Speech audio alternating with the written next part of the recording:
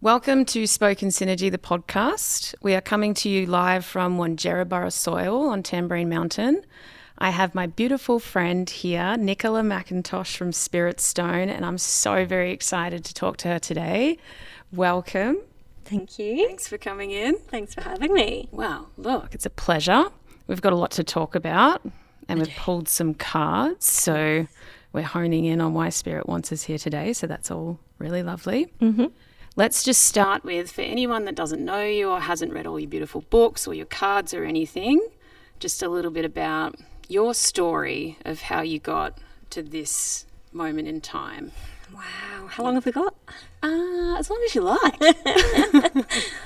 Okay, so I guess I was always one of those unusual kids that always had some sort of fascination with spirituality, doing things in nature, as creative, and I always was documenting things. Mm-hmm. So I always had a notepad and pen. I was always writing down things, and I had an old box brownie camera I used to carry around in the front of me and take photos of everything to document it. So it's kind of, no surprise that I ended up being an author. But I guess when I was younger, I used to do a lot of art, but as I grew up and moved to Australia, I was kind of veered off that track, and also away from the spiritual side of things, I guess. And I was always told that you can't make a living from art, you've got to get a real job. Classic. Yeah, so I wanted to pursue all those creative things, and my parents were really supportive of that, and my kooky side as well. They always knew I was a little bit different. And so it wasn't till in my 40s that I got back to art. Wow. Yeah, when I moved to the mountain. And when I moved to the mountain, my life turned to shit, because it had already been leading up to shit anyway. Okay. And I moved up here, and literally my slate was completely cleaned. I broke up with my fiance, my cat of 19 years died, I sold my car, I was living on people's couches beforehand. I moved into a house and everything went to shit there. The water tank sprung a massive big leak, so I couldn't actually get fresh water. The gutters in the roof rotted out and fell off, so I couldn't collect water. I wrote my car off on the straight on doing 40 k's an hour. It slid off the road into a guardrail. My computer broke down, my laptop died, my sewing machine died, everything. And It was just have I made the right decision moving up here? And I realised that I wasn't a vibrational match to the mountain. I had come with so much baggage that the mountain had to get me in alignment or I had to go. And that's when I started looking into Celtic ways. So my go-to place was going down to Mullumbimby. Mm-hmm. And so I went down to Mullumbimby. I was just straight to a bookstore, because books are my thing. And the first book I found was on Celtic tree magic. Wow. And it had an exercise and a meditation that you do every month on a different tree. And so over the year, I learnt so much about myself, so much of my internal work changed my external life. And I also picked up a book on Celtic Shamanism, and I worked through every single exercise in that book, and it was about looking inside, finding what needed to change, getting advice, working with nature, connecting on a spirit level, and then I became a vibrational match to the mountain. And that's when the art started flowing through. So, wow. It's the journey has literally just happened in the last 10 years. Wow.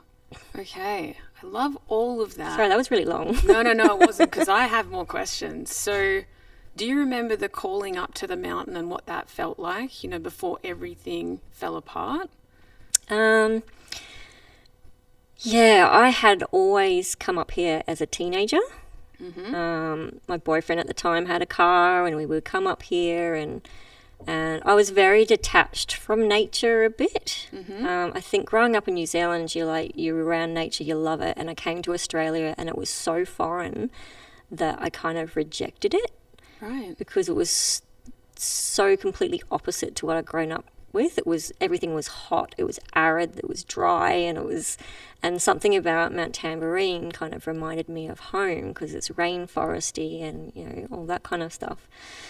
But that when I was looking for a place to stay and living in people's, like, looking after their homes while they were on holidays and staying on my best friend at the time on her couch for a few weeks, I was just like, I can't move into another house in Brisbane and keep doing the same thing that I'm doing and still being absolutely bloody miserable. So it's just like, God, I'd really love to live in a place I don't need to take a holiday from. Lovely. Because I didn't have much money. So it's just like, if you don't have much money, you don't get your holidays. So I need to live somewhere I don't need to take a holiday from. And I thought, wow, I'd always wanted to live at Mount Tamborine, but it was like, it's so far away and I'd need to still travel to work. And it was just one of those dreams that you think you can never achieve because it's just so out there. Yeah. And then I was looking at realestate.com and I saw this place and I went, oh, I've got to go check it out. And I went there and I fell in love with it. And there were all these people that were coming to view it and I was just like, oh, I want this. And then literally by the end of the day, they had told me I had it. And I'm like, wow, oh, shit's getting real now. It's like, okay, it's meant to be. And everyone around me just said it was stupid. Why are you doing that? Why are you doing this? Like, it's so far away, how are you going to live by yourself up there? And it's just like, I don't know, but it's been offered to me. And I always believe when something's offered to you, you should accept it or at least entertain the idea because things don't get offered to you for no reason. And so I bit the bullet. And then I moved up here and it went worse. Right, so you may have doubted your intuition there for a little bit. Yeah. Yeah. And you've studied some things along the way to get you to this point. Yeah, I've got a bachelor in Western herbal medicine and I have a master's in Chinese herbal medicine and I've done a diploma in organic skincare manufacturing. Love it. And a Cert 4 in graphic design. Lovely. So it's all the kind of stuff that I put into my books and my cards. Yeah. Yeah. And you use all of it, right? All of it, yeah. Yeah. Yeah. And are you using it in the way that you thought you were going to when you signed up for those courses? No, right. No. Especially the graphic design certificate I did. I knew I had to do it because I hate not knowing how to do things and the computer has always been my thing. Like, right. And I've always played around with graphic design online, but I haven't had too many skills in that area or the programs. And I was working at Suncorp at the time and I wanted to do this course at Shillington College and it was a 3-month course, hit the ground running by the time you finish.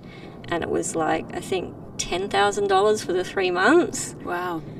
So I bit the bullet. I saved up enough money to pay for all my bills and my rent for the 3 months, and then I got out a loan to pay for the course, and I haven't looked back. But halfway through the course, you have this lesson on where can you go when you finish your course, and everyone in that course realizes that graphic designers get like $25 to $28 an hour, and everyone's kind of looking around the room going, what are we doing? Oh, fuck. And I'm like, oh my God, what am I, like, I don't want to be a graphic designer, but I knew that I had to be there. I trust my intuition implicitly. Right. So it's just like, I know I'm here for a reason, and I learned all these skills, which then helped me create my first Oracle deck. Which was when? I don't know. It would have been maybe 8 years ago. 8 years ago. Yeah. Right. That was the Crystal Grid Oracle. Got it. So there's almost like this You trust your intuition, but when you get there, it might not be as you expected it to be. And yes. But you keep on trusting those leaps of faith, and they seem to be working out for you. Exactly. When I think a lot of us can resonate. So it's like you get somewhere, you don't really know why you're there, but you're called, and there's a passionate response. But the world conditions us to be like, well, you have to study the course and then do the thing. Yep. You're like, no. Yep. So was there always a dedication to a creative life? There seems like there was a young artistic flair there. I've always been torn in two directions. Yeah. So on an intellectual level, I love to study. I really wanted to go into the research area of like herbal medicine or Chinese herbal medicine. But then there's a side of me that just has to create. And it's been really hard to balance the two. And I think that's where the book writing comes into it. I get to do lots of research. I get to pull all my knowledge together, and then I get to create the images or do things like that for the book. And then I can use the book to create things from, so then I can create products that go with the book. And so I have a balance of the two, but it's always been a struggle. And you're always told you should go into one route or the other. But I think because I'm quite balanced in both areas, it allows me to think creatively. It has its pros, but it also has its cons at the same time. So, sure. So people say either write books or do products. Is that what they often? Yeah, it's usually either do something creative and stick with it and stick with one thing. Or, go and do your research and you stick with the one thing. It's just like, well, I think people these days are so multi-talented. Yeah. And people have studied multiple courses in all different areas that you can't fit yourself into one job description. Yeah. And I think people struggle trying to do that. And that's where the disconnect comes in about what should I do in my life. Yeah. Because that was the biggest question I had through my entire life that used to get me down all the time was, what do I want to do with my life? And it's just like, oh, yeah, I want to learn about herbs. Oh, but I want to do this and I want to do that. And, oh, but you're talented at this, but, I like doing that. And it's just like, it would swim around my head for so long. So I ended up getting a book by Stacey DeMarco and Jade Sky about finding your soul purpose. Nice. And you do all these exercises where you write all these things on Post-it notes and then you start deducting some or piling them into areas, and I ended up coming up with 3 areas that were like my thing, and it was educating or being a leader in a field, spirituality and creativity. So it's just like you don't have to give yourself a name or a job role or find a job description. You create something that encompasses those 3 things. Yeah. And so it didn't just click overnight. It's just like, this is how I bring my spirituality and my leadership and teaching things under the one umbrella is through the oracle cards and the art and the books. So a lot of people would say, you do so many different things. And it's just like, but it all comes under the one umbrella. I'm doing all the things that I love and it's having an impact. It's, I like to only do things that have a purpose. Yeah. Because I feel like, what's the point of doing it if it's got no purpose? Yeah. Because I do too many things. I do some things just for the pure pleasure of it. But I'm like, we're here for a short time, so we may as well utilize it to like really help others. Because I know what it's like to be living from day to day, crying every day because you fucking hate your life, and you can't change it, and nobody can help you. So it's just like, well, I know what it's like to feel stuck and feel isolated and feel different. So how can I help others find their journey out of that and find what they love to do as well? And that only comes by doing the work inside. So all my work centers around doing the internal work. Yeah.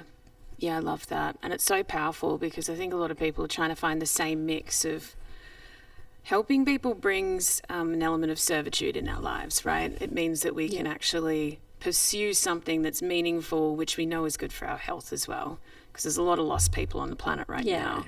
But bringing in like who you are and the way that you like to work is super powerful as well. So that spiritual aspect and that creative aspect.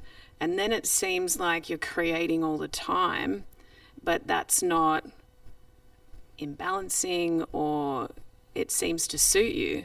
Because it's quite a masculine idea to just do one thing and stick to it, isn't it?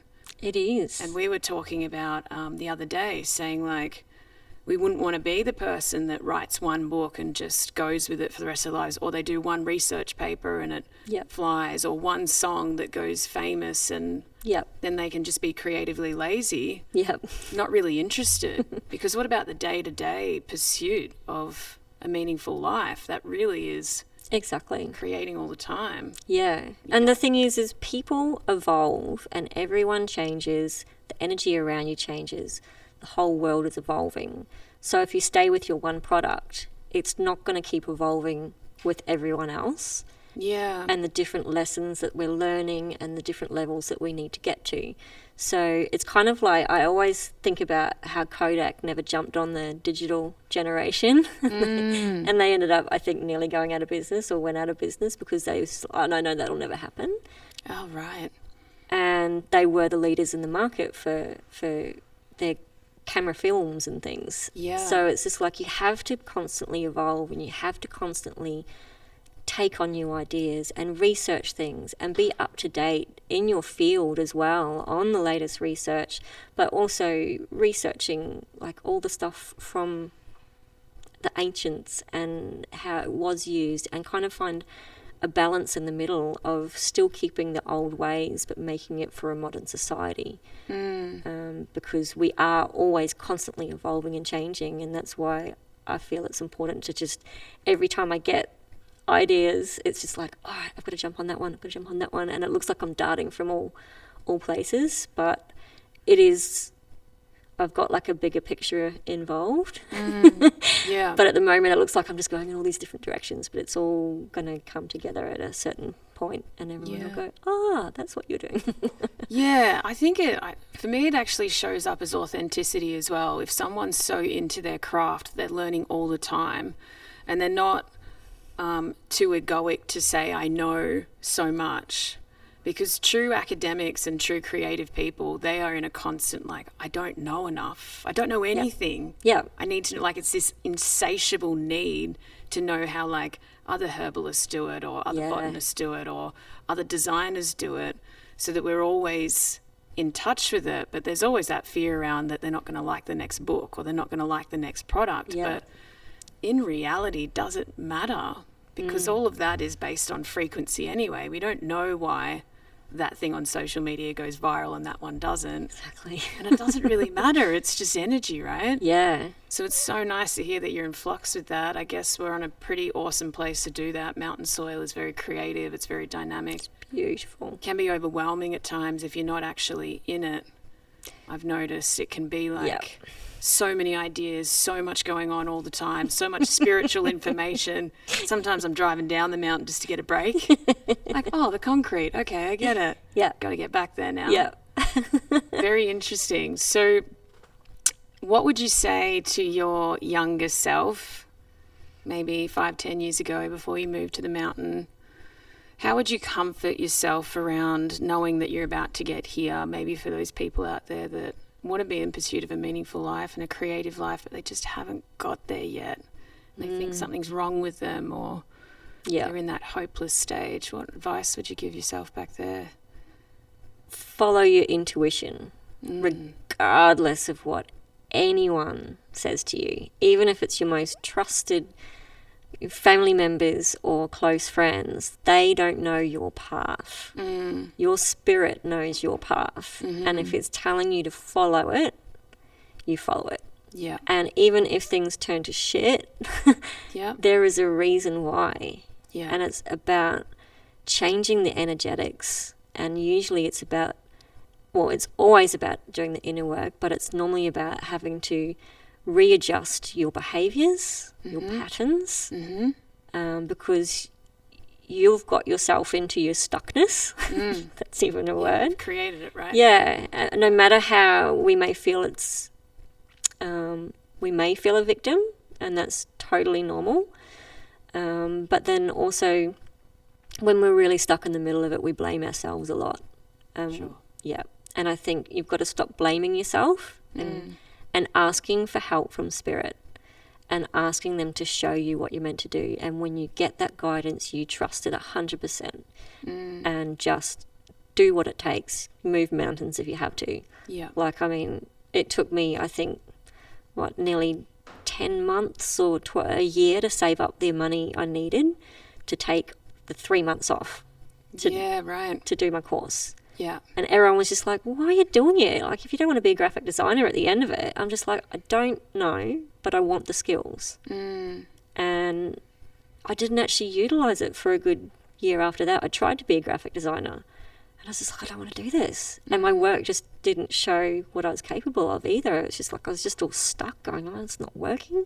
Yeah. But then I realised that that skill that I acquired was something I needed further down the track. So I think spirit guides us but doesn't exactly show us why and where we're going, because if they showed it to us all at once, we'd either feel overwhelmed or we wouldn't learn the appropriate lessons along the way that we needed to. Yeah. And that's the important thing, is we've got to understand the journey, not to get to the destination. Yeah. So now I'm at the point where I'm absolutely loving the journey. Don't know where I'm headed now, and that's okay, because I'm now at a place where I'm really happy with where I am and what I'm doing. Yeah. And I trust spirit implicitly. It's like, you've got a job for me. How can I help? Yeah. Like when I do speaking events, I don't go in there thinking about what can I tell people, and I don't rehearse it and I don't think about what needs to be said. I ask spirit to please come through and say what needs to be said for the people that need to hear it. Yeah, 100%. And it's just changed my whole way of doing things, I think. It's not about us. It's about stepping like to the side and letting spirit work through us as well. So we would kind of work together, but enjoying it at the same time. You have to be passionate about what you're doing. When you find your passion, spirit then comes through you and uses your passion to teach. Yeah. Yeah, I really resonate with that, because that's what pulls us into service, right? And that's a humble place. It's not so based on achievement. People use these words like you're a high achiever or you're trying to, it's like, we're not trying to get anywhere. We're just trusting that spirit will give us the ideas and we'll pursue it if that serves the world, the community, or the mission somehow. Yep. And if that means putting ourselves on camera and doing podcasts and stuff, I say, so be it. Yeah. And then we just decide what in that moment was important for us and what might hit someone else later. Exactly. Because someone could watch this recording 5 years down the track and it could change their lives. Yep. And that's all we're doing it for. We're not doing it for just recognition and egoic wants or anything like that. It's really planting the seed. Yeah. Service keeps us in line with all of that. Did you have any idea that you could produce book after book and deck after deck a few years ago even?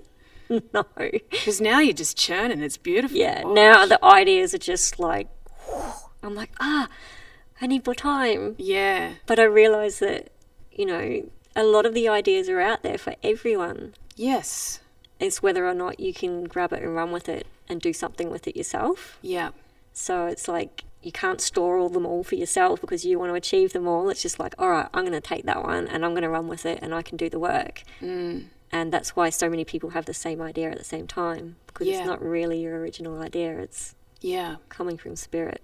Yeah, absolutely. And they say that, like, the things that soar, like if you sell 1 million copies of something, it's really that most people had the same idea at the one time and someone materialized it. Yeah. But they all resonate with it because they thought about it as well. Yeah, exactly. So I want to talk about 2 things, just because it's important for people to hear.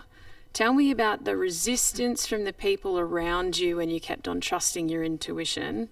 And I'm curious about how they respond to what you're doing now. Are those people still in your life? Have they changed their tune?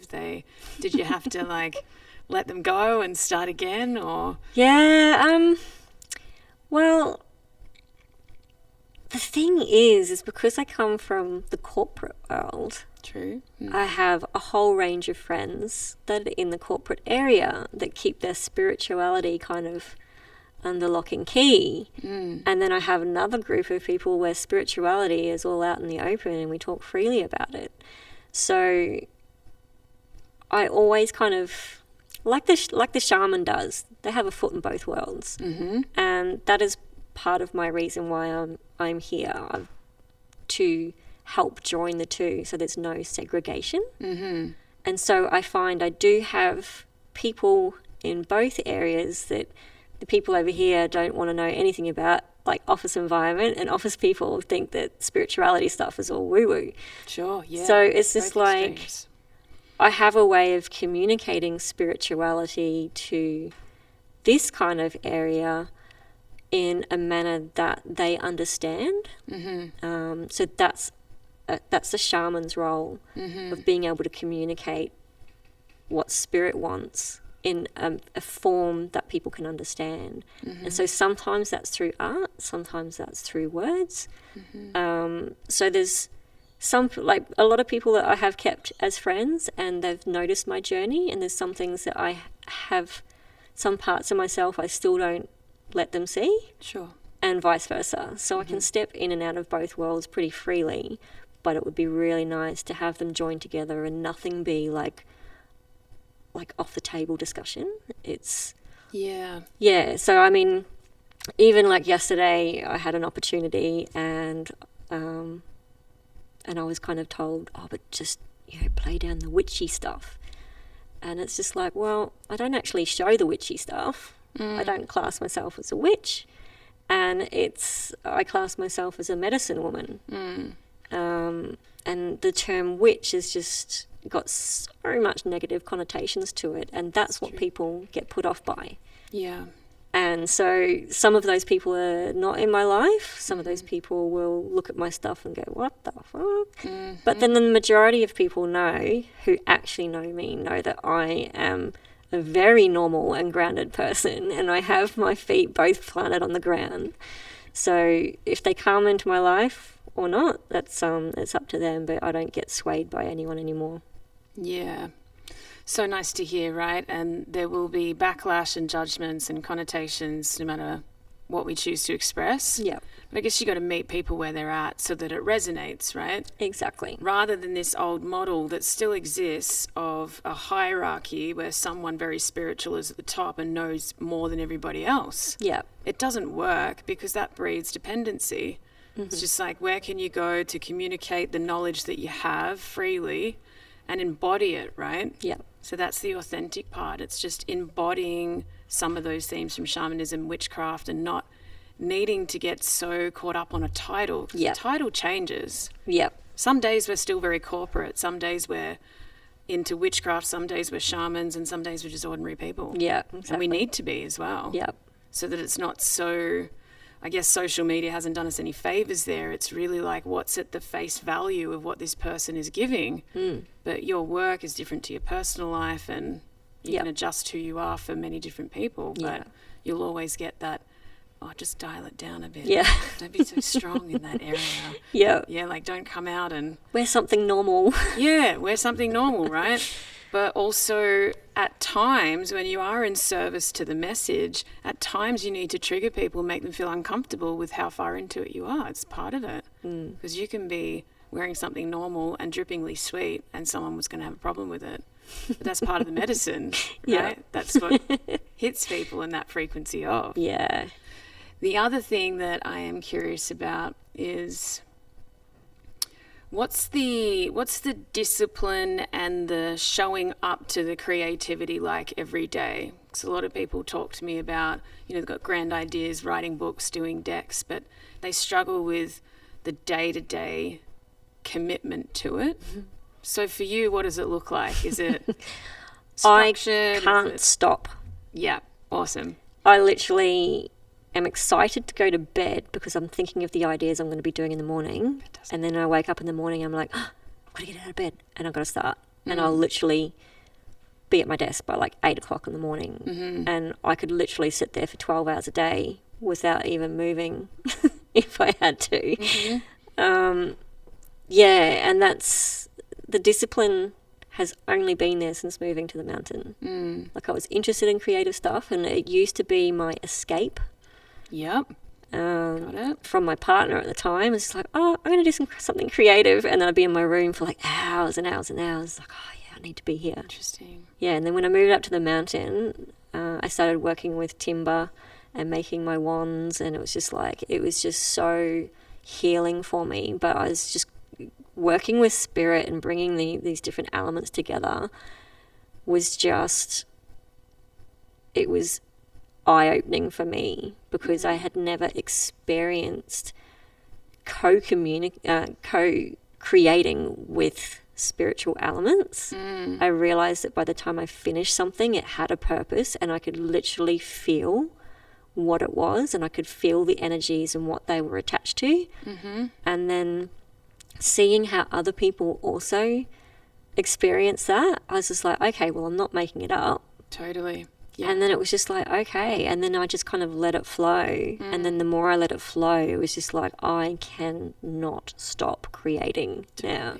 So it was just like ideas, I'm never short of ideas. I'm just always short of the time to do it in. And I'm very good at running myself into the ground, which I'm really trying better not to. Knowing my limits and focusing more on what's mostly important. Nice. But yeah, I can get up and I can work right through day after day after day after day if I had to. Yeah, I just love it. Yeah, it's interesting, isn't it? I certainly know what it's like to be too tired to pursue anything that's meaningful and just be getting through each day, and then to have the problem of like, I would love to do all of it, but I literally only have a certain amount of resources. Yep. It doesn't matter if I hire 10 people. We've collectively only got this amount of time, and that co-creation space is awesome. It's like, all right, I'll do it, but I have no idea what you're up to. And then it comes through and you go, I think I know what you're up to. That's brilliant. Right? But it's not all us. It's not... I can take credit for all of that because it was my idea and nobody else has had it. All of that is like obsolete. Yeah. It's just in flux, isn't it? It's beautiful. Yeah. Can you talk a bit about how that creative energy has served your health and well-being, and is it good for you, or is it... It's definitely good for me because it gets me out of my left brain thinking. And when I'm in my left brain thinking, that's when I really... exhaust myself a lot, because I'm always constantly thinking or researching or something. So switching over into my right brain creativity thing, it just allows me to be in flow and not worry about time, and it's my happy space. But then sometimes I need a break from that too, because I exhaust that area, and when you are exhausted you can't create well. True. And then it becomes forced. And yeah, when anything's forced, that's when it gets tiring. So you've got to know when to take a break, but you've also got to know if you're procrastinating or not. And procrastinating for me, it's normally from overwhelm. I know that I've got too much on, and I know I'm time pressured. As soon as I've got like a time restraint, that's when creativity seems to stop flowing. And then you've got to try and take that time restraint off and go, it's all right, I can get it done and it'll flow. And then I ask for spirit to help it flow, help show me what needs to be done. And then if I'm really stuck, then I'll do some meditation. I will light some incense, some blue lotus incense, and do all the things to get me back into like the visual kind of energy space again. Yeah, back into flow state somehow. Yeah.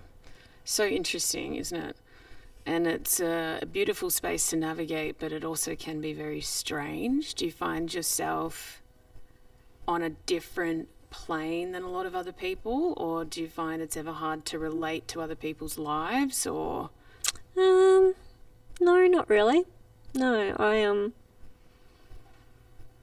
I think because I see all the shades of grey in between black and white, so I kind of sit in the middle.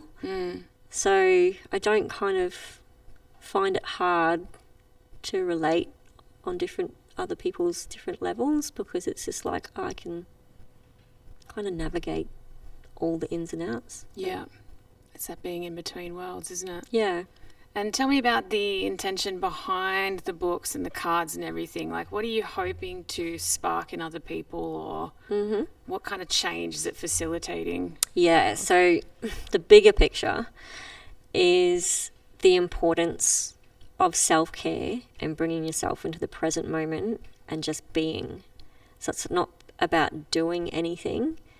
It's about allowing your nervous system to relax. It's about being present with yourself, your body and spirit. So if that means having a cup of tea, having the ritual of a beautiful cup of tea in your favourite mug, sitting out in the sun, doing your oracle cards, reading a book, doing the internal work, that is what my whole business is about. Because I've studied so much into illness that I don't want to be the ambulance at the bottom of the cliff. I want to be the signpost at the top of the cliff saying don't jump. It's about these are the things that you can do for yourself now before you get down the track of being so stressed out, nervous system's a mess, that you can no longer slip into that parasympathetic relaxation where all your answers can come to you. And if that just means a simple cup of tea and doing your cards, I mean, that's really all that's needed. Yeah. We don't need to go out and search for a million different therapies and a million ways of how other people can help us. We just need to be present with ourselves and ask our own spirit. That's it. Yeah. So my business may look like a very simple concept, but for me, that is the greatest lesson that I can give to people, I feel. And it's so deeply needed right now. I mean, the sympathetic nervous system is haywire for a lot of people. I know some that cannot get out of fight and flight. Their cortisol's been running their whole life. Trauma, whatever it is. That was me. Yeah, right. So this is awesome. And it's awesome that you can put something out there in such a way that it doesn't need to be you force feeding and giving advice to people. It's really like you've learned that to get all of this into creation, that's what you have to do. And Elizabeth Gilbert talks about it too. She said, most of my days are spent in dedication to managing my mental health. And it's a full-time job. It's doing the meditation and the ice bars and the writing and everything that makes us relax so that we can actually get messages from spirit. Because as soon as your adrenaline kicks in and your cortisol raises, you can't hear them. And it just sounds like gibberish anyway. And that's when monkey mind comes in and you just start surviving, don't you? Yeah. And I'm watching all of these other syndromes coming through. And I think, how do we get these people into rest and digest? Because it's like a sliding scale. It's like they start going faster, they stop eating, they take on more, they overcommit, they think that the solution is something else, another child, something else, a bigger car, and you think, whoa, that's how the whole world is nearly running. And if you're someone sitting over here that does meditate and create every day, then it's a complete, how the hell does she do that? Which is awesome, and it is that dedication. Do you find that you have to work against some of your old conditioning, some of your old belief systems around how busy you should be or how much you should be doing something differently? Does that come up for you? Yeah, big time. Because there's two schools of thought. It's about the new generation coming through and making a mozza of money on doing not much. And then the old generation is, you've got to work hard to make your money. Doing too much, yeah. So it's just like, where do you sit in there? And I realised that I tried both extremes. I tried I'm going to sit back and I'm just going to let spirit like help me bring in this money and it's just going to happen and I've got these great ideas. And then you'd like, oh, hang on, that's not working. And then I'd work really, really hard and it's just like, oh, that wasn't working either. I was just driving myself into the ground. And you have to find your own comfort zone. Spirit won't bring things to you if you can't handle it. And if you're going full steam ahead, you're stressed out, you've got a massive to-do list that you can never get to, they're not going to put more on your plate. No.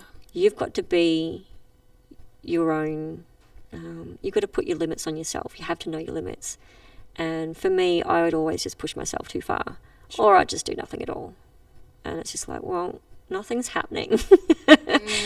But I do work incredibly hard now, but I'm learning to have balance. And now that I'm showing balance, Spirit is showing me more. You're like, okay, we can see you're not going to burn yourself out. Here's a little bit more. But when you feel tired, you need to rest. So I would go hard and I'd think, okay, I've got a holiday. I've got 2 weeks of holiday from work. I'm going to do everything on my to-do list. And then so your holiday would already be filled with all this overwhelming stuff. And then right at the beginning of the holiday, you get a cold because you've been working too hard. And then you go, oh my God, I'm not going to be able to get all this stuff done. But by the end of your holiday, because you've stopped and rested, all this beautiful information comes to you of what you should be doing and what you shouldn't be doing. Yes. And it's like, all I needed to do was actually stop. Thank you, Cold, for showing me that. Totally. And I guess when you're in tune with it, you get some pretty strong messages. It's not perfect. I still go back into the old model and I start doing too much, but Spirit will send me a sign. I think the one the other day when I was trying to knock out more videos than usual as a bird flew into the window and I said, okay, all right, I get it. Yeah, I totally get it. And then you pull yourself back into that. But it's that beautiful journey towards balance, which I think will be a lifelong pursuit. Exactly. That's what we're here to learn. We're not going to tick it off the list ever. It's not going to be like, I nailed balance. It was awesome.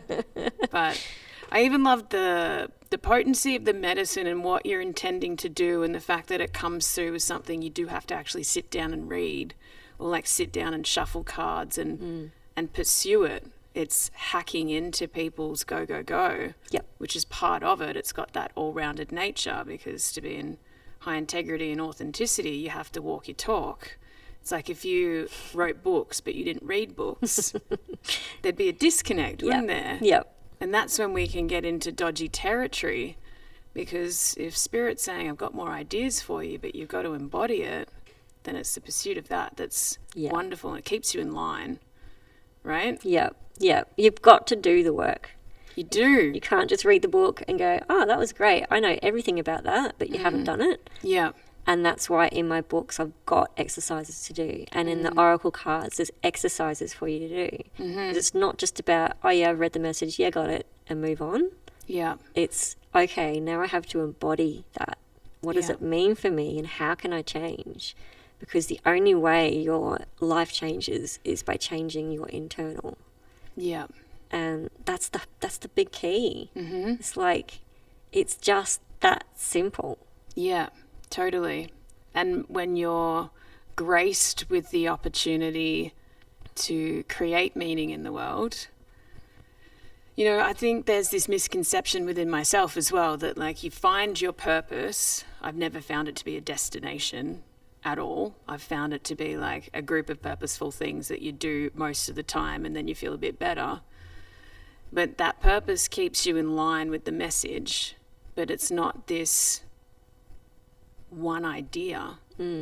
So you creating books and cards keeps you in touch with reading and divination, which is good for you, so that you stay excited about it. It's like it's a give and a take, so that we can actually be in pursuit of that. I remember when I sat down to do my oracle deck, I wasn't really into divination. The intention was off. And that deck taught me so many things, and it was not a fun time. I also decided to do a shadow deck, and then I went through all of my shadow. But it's like now I have to pull myself away from too much divination. Yeah. Now I'm consulting cards left, right, and center, and I have to, I've got one in my bag, I've got one in the car. But when it's like not a chore, we don't have to worry so much about discipline. Like, people get so mean to themselves about discipline, but when it's in that pursuit, slight obsession range, you have to pull yourself away from doing too much. Yeah, exactly. Right? Which is beautiful. Yep. And then we can have that balance, and particularly now that divine feminine energy is getting more popular, we can be in pursuit of things and be nourishing many things at once. Yes. And that's what we're designed to do. but the world is still masculinized. It's still like, do one thing, bank on it forever, stick to it, be an expert, give everybody advice, build a hierarchy. It's like, it's not good for us. No. I can already feel it. Yeah. And when I go close to that system, I'm like, no. Yeah, it's good to have the balance. Again, it's the black and white and all the shades of grey in between. It's good to have that masculine principle, and it's good to have the feminine aspect as well, but you have to kind of bring them both into centre. You've got to have that drive to finish and complete one thing. Correct. But then it's okay to have a few things on at once at the same time. So I normally have quite a few projects going at once, so that when I've exhausted myself in one, I go, all right, I need to give that one a break, and I'll come back to it. So I'll start on something different. And that being able to like kind of multitask gives us the variety as well that we need, instead of being stuck in that, I'm doing that one thing. But you need to be able to come back and finish that one thing. So you need to know when to not do too much. Yep. And that's been my biggest lesson as well, because I've been very, very masculine driven myself, and then opening into this feminine aspect, it's just been, I just want to do everything, and then I want to buy all the craft supplies, and I want this and I want that, and then I'm like, overwhelm hits. Yeah. And overwhelm is the killer of all creative things. 100%, isn't it? Yeah. So if you decide that you want to do a hobby, it's good to start with one hobby. One at a time. Have that masculine aspect. Start that one hobby. Don't buy everything that you need. Look at what you can make and learn from. And then when you've got, okay, I like that technique, I like what I've created, how can I push that further? Or do I enjoy this? Do I want to push it further? Because sometimes we get all caught up in the excitement of starting something new. We get all the stuff, we do it, and then we're like, not actually really excited about that anymore once you've done it. And then you move on to the next one, and then the next one, and the next one, and then you end up with so much stuff. It's just like, I don't know what I want to do. Yeah. So it's about finding that one little thing, and for me it was really finding that element of nature to bring in. And so I started off with making wands, and then I progressed a little bit further and a little bit further. And so then everything kind of had to have that one theme. So when you have that idea cemented in your mind about, okay, I want to create products from nature that help people connect back to nature, to realize how important nature is and how they can find themselves through that.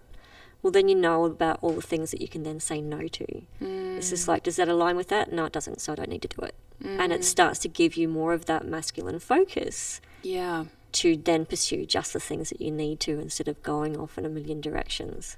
So I think we always have to, we look at duality, but it's the whole yin-yang principle. You have to have them together. Yes. And you have to see how they work together to form balance. Yes. It's not going one way, it's not going the other. Yeah, 100%. I love that. And it's like the intention around nature is actually hugely expansive. This idea that you'll never actually get to a place where you've completed that lesson. And that's what we want. You know, it could be a very long life for some of us. We need something to pursue that's meaningful. Yeah. And in different cultures, they do that better than we do. But at the moment, most of society is in pursuit of money and achievement, and that's it. Yep. And I think people are finding that, as you said, the dopamine of starting something new is very alluring. But once you get into the reality of it, you think, there's no more dopamine. Yep. I don't know why I'm doing this. And we can do that with relationships. We can do that with, and you see people almost addicted to the change to get that hit. Yep. But how do we actually like stay in long-term commitment to something, to the people in our lives that we love, to the pursuit of something that is meaningful for us? It's like some days you are going to battle with nature. You are not going to understand what that relationship's about, but still you get up the next day and say, this is really important. Yep. And it's good for me and it's good for the world, despite the dopamine, despite the serotonin, despite that some days I'm going to hate it. But that pursuit is those two ideas coming together, masculine and feminine. Yep. And that's what we're trying to do, I believe. We really need to find that balance, because it's been so imbalanced for so long. Yeah, because the thing that I see with the sacred feminine rising is that this pendulum swinging the opposite way. Too far. Yeah, and that's where we need to embrace the masculine, not push it away from us. And that means also, you know, like the masculine energy is also finding their way into the feminine. So we have to embrace them on their journey as well. And that's why I feel it's so important for circles to not just be women's circles. I understand the importance of that, but I think it's time to start allowing the men to understand like why we do have women's circles and the power that comes out of them. But not that they don't understand, but I think that a lot of the masculine spiritual community is still learning where they fit in the feminine aspect. So I think that there's a lot of work that we can all do together, and I think that is what's really needed at this time. So finding ways that we can incorporate the masculine and feminine, like I think that's really important for us going forward. Yeah, and I guess that's a nice reflection in your life. If female connection's really easy but male connection's really triggering, then that part of you is trying to update and upgrade. And eventually we want a nice mix, and we want to feel like we feel safe and nourished by both, right? And that's mother-father wounds as well. I remember at one time I was thinking, like, is Ankara going to be in a women's only space? And I just left it up for everyone else to decide if our frequency match was for them. Yep. And slowly more men are coming in. So I say, well, great, well, let's serve the men. Yep. But I noticed that when there is masculine presence in the room, it is anchoring, because otherwise the full women's space gets hyper emotional, which is necessary, gets erratic, so we have to pull in and structure more. But when there's just a natural balance, it's like we all have what we need, but it is in balance. The men can go into their femininity and we can go into our masculinity, and it just kind of works. And that was just an experiment. Yeah, perfect. Yeah, which I think is really awesome. Do you have any data around your fan base? Is it like a bit of both? Do you know if there's... It's predominantly female. Yep. And a lot in my age group, so between 45 and 65, but I'm starting to attract more of in the 20s as well. Fantastic. Yeah, but there are a lot of males there as well. So some of them have had tattoos of some of my artwork and this and that, and yes, it's really cool. Like it's I think because I create my stuff from a very neutral point of view as well. It's not incredibly feminine, it's not incredibly masculine, it's just that middle road. I seem to always do the middle road. And I think that is the way that we bring everyone together. We have to have both aspects, and so I don't go so way out there with my ideas, but then I don't keep them too conservative. So I kind of find that in between stage where I can communicate to the masses instead of to niche groups. Yeah, it's kind of, I guess for me that sounds grounded. Yeah, that sounds like there's still an earth element to that, right? It's not completely fire, it's not completely air, it's not over here doing something really crazy. Yeah. It's actually grounded, which is part of the medicine. I think people are looking for accessible points to develop their spirituality that isn't so woo-woo over here or isn't as conservative as dry science. Yeah. There's all that intermingling in between that is just fascinating. Yeah. And we need to see all different types of people just owning their medicine and living and breathing it. Yeah. And getting a look at them and saying, okay, well, it kind of looks fun and healthy. And it's not a radical movement where we're going to burn our bras and all take ridiculous amounts of psychedelics and figure it out together. Sacrifices. Although there's nothing wrong with that. It is that really grounded path, and I think it's going to resonate with a lot of people.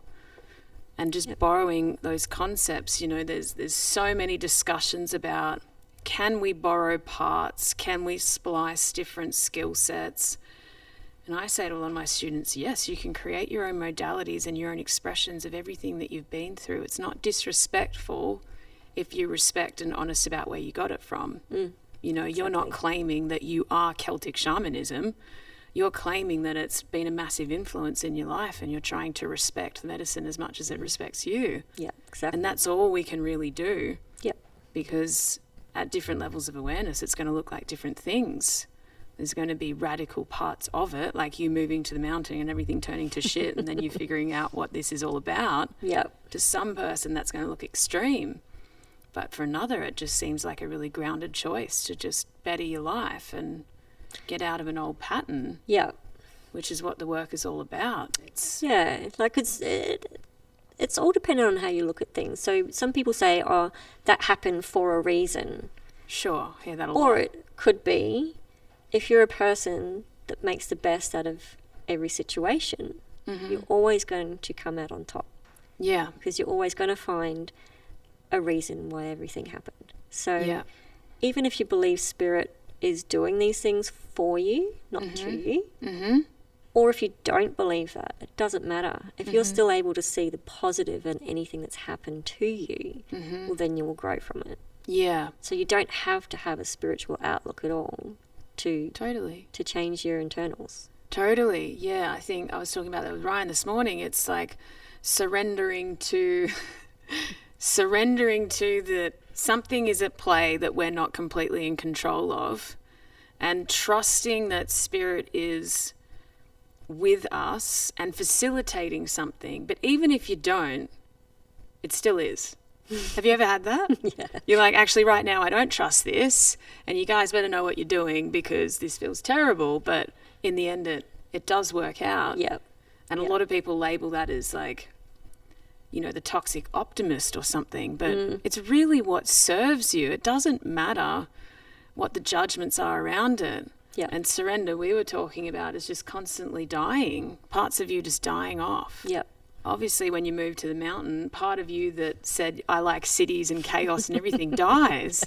And there's actual grief in that. Yeah. There's like, I'm not that person anymore. Now when I go to a city, I'm like, oh, it's all a bit much, isn't it? But we need those constant deaths and decay and rebirths, and that's what keeps us excited and in flow with things. And if we're not, then We just stay in the same stuck mode. yeah, it's like spirit's working out for us regardless. Yeah. Whether we're moody about it or not. Yep. Yeah. So cool. Yeah. Tell me about what is next for Spirit Stone. Where are you heading? Wow. I don't have a full end goal picture. I've nearly got my little studio finished, so I can have half of it's going to be pottery side, and the other half is going to be where I create my herbal creations. And then again, I want to blend the two so that all my herbal creations go into my ceramics. Oh, I love that. Hence the reason why, like, my business has just kept evolving, but it's still stuck with the same name, Spirit Stone, and it's about the spirituality coming to the ceramics. Oh, Where beforehand it was working with crystals and the spirit that works through the crystals, and so the whole business is still bringing that spiritual element in, and then having the ceramics, I'm going to have crystals with them as well. So it's still, I think my work is always about spirit medicine, and that's what keeps coming through. And when I created my logo, Spirit actually showed me that image, just bang, that's what it needs to look like. And it's actually the symbol for spirit at the top, but then it looks like it's being channeled into the stone at the bottom. So the studio's coming along. I do want to get up and running some videos and teaching of how to make the herbal products, and oh yes, please. and because I'll have the space, I'll be able to have some one-on-one tutoring there as well. But then I'm going to continue to make books and oracle cards, and I'm working on a tarot deck at the moment. So Oh my God. yeah, so it's still all working towards the same thing. It's just, I'm just allowing it to expand and grow in whatever shape and form that is. And I also have a day job, so and I'm working up to 36 hours a week in that one at the moment. So I realise that spirit needs me there at the moment. So my business is still ticking over, and I'm still creating the products, and I know that when I'm finished there, the rest will just be ready to go. So it's being dragged in a few different directions, but it's exciting. And that's so awesome to remember. So I guess all the artists out there that I've worked with quite a few artists over the years, and they feel deep shame when they have to go out and get the normal job, but it actually does keep us in line with that balance idea sometimes. It's like, if you create every day, you can go too far the other way. Sometimes it's really comforting to just use your creativity for someone else's idea or genius, and then bring it back in and run those experiments. But I also love how your business name is still teaching you about how it wants to be in the world. And there isn't so much of like, I knew what it was about, and that's always about that. It actually doesn't happen that way at all. I was the same. I just saw in a vision, downloaded the Ankara Academy, and people ask me what it is, and I say, well, I'm not sure yet, I'll let you know. For this chapter it's been this, and then it could become that, and always discovering how it wants to be in the world, which is exactly just so interesting. Because you go, oh, that's why you showed me that. Oh, that's why I've been doing this. And it's like, oh, now I get it. It's all coming together. It's brilliant. Beautiful. So I like the idea of teaching people about the herbal side and the pottery and the beautiful little studio that's coming up, folks. Thank you. And the tarot deck. I'm so excited. So excited. I've been studying tarot just so religiously. And then when your deck comes out, I'm just going to be ready. And watching the evolution of that will just be an absolute pleasure. Thank you. I'm so excited for that. I've been doing so much research, and I did a whole suit and then scrapped it because I knew it wasn't meant to look like that, and then I had to start again. But I just had a moment yesterday where I knew I always kind of know where I want to be, and then I work backwards. How do I make it happen? Nice. So we know that the deck is got to be submitted by December. I knew parts of what it's about with my research, but then something really clicked in yesterday about, oh my God. And I can't tell anyone yet because it's a secret. We'll have to wait. But it was just like all the research that I've been doing into like all different kinds of civilizations and things, and the ancient gods of Celtic history and everything. The kings in my tarot deck, it's mind-blowing. Like, when it comes out, it's just going to be like, what? I'm excited for the kings. I know, it's just, And it's just like, all right, so the king that I've already drawn for the King of Wands, I'm going to have to redraw because now I know who's meant to be there.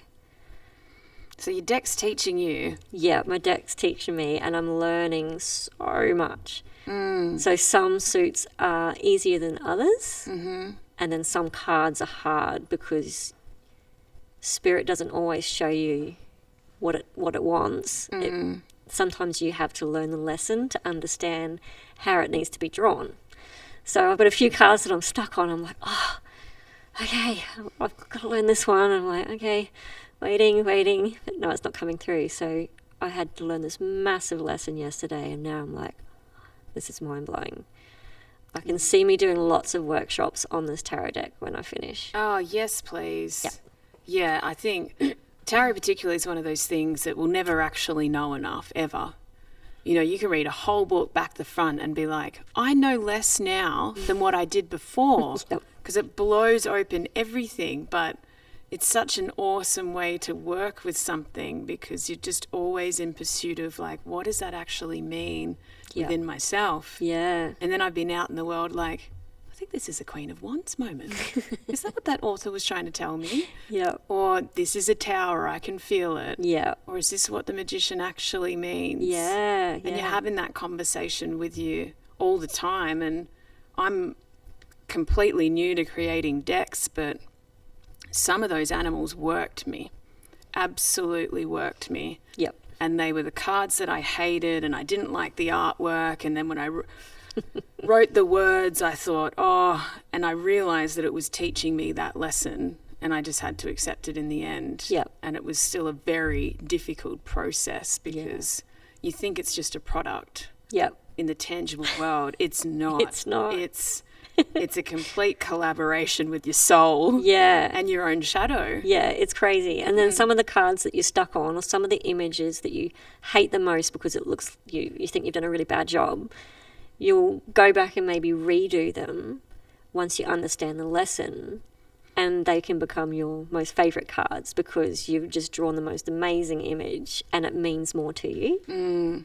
And so I've been really looking at the Rider-Waite deck and really looking at the artwork, like from the actual artist's perspective of what was she trying to put onto paper. And so some of the ideas that I've got from the cards are different from what you'll see in the guidebook. But I'm trusting my intuition because I'm feeling that that is the right message that's coming through. And then I am finding parallels within Celtic mythology that work so well with the tarot. It's just like I'm understanding where the original tarot came from.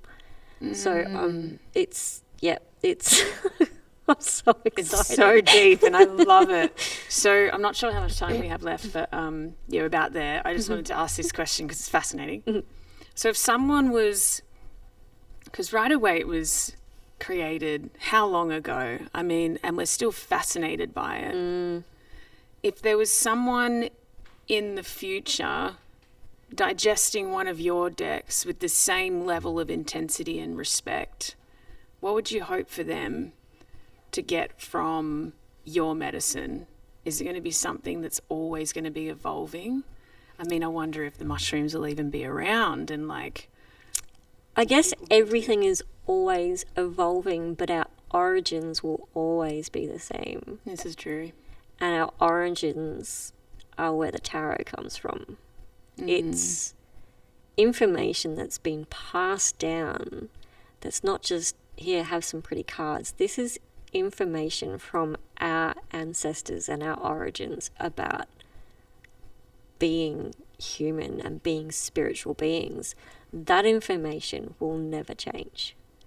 And that's why the tarot is so incredible. And I know it looks like a lot of pretty cards, but when you really research and understand why each card was created the way it was, it makes so much more sense. And that's the part that I really want to teach, because then it shows people how it can give them their journey through life. And I know that sounds really silly about a pack of cards, but again, it's incredible ancient knowledge that's been turned into an art form. It's exactly what I'm doing with my oracle cards. I'm just turning spirit information into an art form that people can use to communicate to spirit or learn about themselves. And that's exactly what the tarot is, but it's been handed down from a much higher source. And yeah, it's just incredible.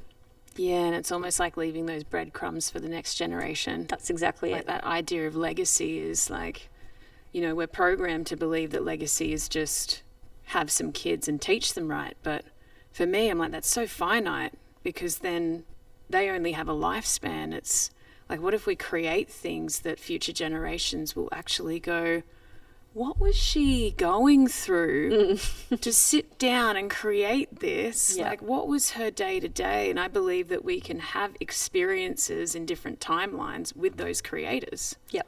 So as she was sitting down with Rider-Waite, you can feel it in the cards, and you just think like, it's so expansive. Yeah. It's so multidimensional. Yeah. Because the artwork isn't complex in its skill. She wasn't trying to win an award with how well she... No. It's actually just all means something, and it's quite simple in its nature. Yeah. But once you get in there, you're like, what kind of mind? Yeah, it's full on. Yeah. It's crazy. But the thing is the research that went into the original deck, that was all from, like, information that had already been passed down through generation and generation. So they were just building on what they had received and just repackaging it into a creative form. All right, I can feel a second episode when your tarot deck comes out. We've just opened up a port holder somewhere, which is awesome. So we'll leave it there. Thank you so much for joining us. This has been Spoken Synergy. We're really dedicated to making some more episodes for you all. We are going to be doing it on Wangerriburra soil as much as we possibly can. Thank you to Nicola McIntosh. Check out all of her stuff. Order the books and the decks and really get into it. And we really appreciate you sharing with such honesty and vulnerability today. That's what it's all about. Thank you. And thank you all for watching. Well done. Thanks.